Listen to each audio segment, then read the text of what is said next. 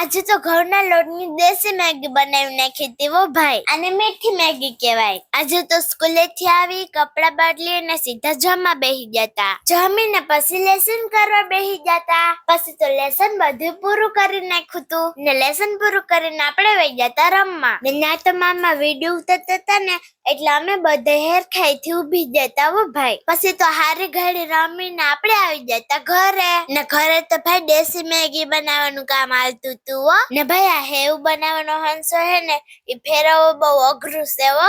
આપણાથી આ ફરે તો નહીં તોય આપણે ધરાર થાય ફેરવવા બેસી જતા હો. ને ભાઈ આ દેશી મેગી કોને ખાધી ને કોને ઘેર બની જરા કમેન્ટ કરીને કહેજો હો. ને ભાઈ આ મીઠી હેવમાં ગોળ ને ઘી નાખીને ખાવાની મજા આવે ને ભાઈ કોઈ ન ઘટે હો.